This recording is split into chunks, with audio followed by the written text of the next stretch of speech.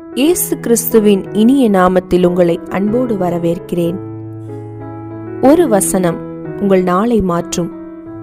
ஒரு வார்த்தை உங்கள் வாழ்க்கையை மாற்றும்.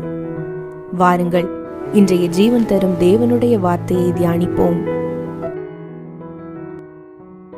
ஜெயங்கொள்ளுகிறவன் எல்லாவற்றையும் சுதந்தரித்துக் கொள்ளுவான்.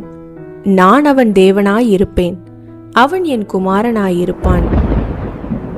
வெளிப்படுத்தின விசேஷம் அதிகாரம் 21 வசனம் 7.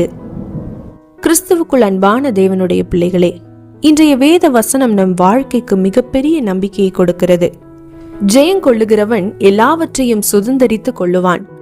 இந்த உலக வாழ்க்கையில் சோதனைகள் இல்லாமல் இருப்பது ஜெயம் அல்ல.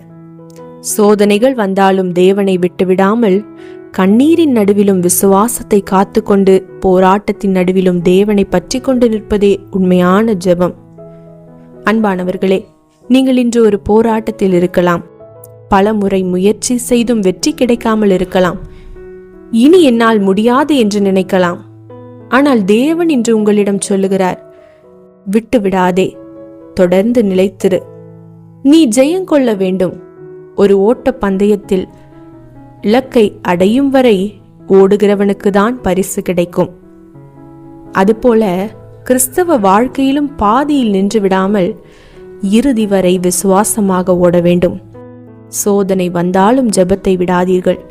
கண்ணீர் வந்தாலும் தேவனை துதிப்பதை நிறுத்தாதீர்கள். மனிதர்கள் உங்களை விட்டு விலகினாலும் தேவனை விட்டு விலகாதீர்கள். ஏனென்றால் இந்த வசனத்தின் மிகப்பெரிய வாக்குத்தத்தம் நமக்கு அடுத்ததாக கொடுக்கப்படுகிறது. நான் அவன் தேவனாயிருப்பேன், அவன் என் குமாரனாயிருப்பான். எவ்வளவு பெரிய பாக்கியம் பாருங்கள். உலகம் நம்மை ஏற்றுக்கொள்ளாமல் போகலாம், மனிதர்கள் நம்மை நிராகரிக்கலாம், ஆனால் தேவன் நம்மை தமது பிள்ளைகளாக ஏற்றுக்கொள்ளுகிறார். அன்பானவர்களே, இன்று நீங்கள் சந்திக்கும் சோதனை உங்களை அழிப்பதற்காக அல்ல, உங்களை ஒரு ஜெயங்கொள்ளுகிறவராக உருவாக்குவதற்காக இருக்கலாம். உங்கள் கண்ணீரை துடைத்துக் கொள்ளுங்கள். உங்கள் விசுவாசத்தை புதுப்பித்துக் கொள்ளுங்கள். தேவனுடைய கையை பற்றி கொள்ளுங்கள். நீங்கள் எதிர்கொள்ளும் போராட்டத்தை விட உங்களோடு இருக்கும் தேவன் பெரியவர். இன்று ஒரு தீர்மானம் செய்வோம். என்ன வந்தாலும் நான் கர்த்தரை விட்டுவிட மாட்டேன். இறுதி வரை விசுவாசமாக இருப்பேன். தேவனுடைய கிருபையால் ஜெயங்கொள்ளுவேன். நிச்சயமாக ஜெயங்கொள்ளுகிறவனுக்கு தேவன் மகத்தான சுதந்திரத்தை ஆயத்தப்படுத்தி இருக்கிறார்.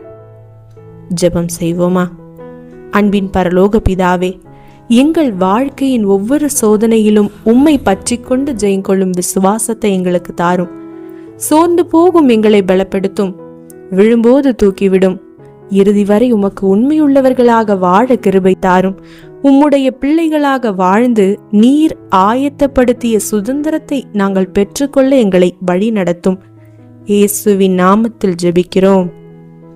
ஆமேன்.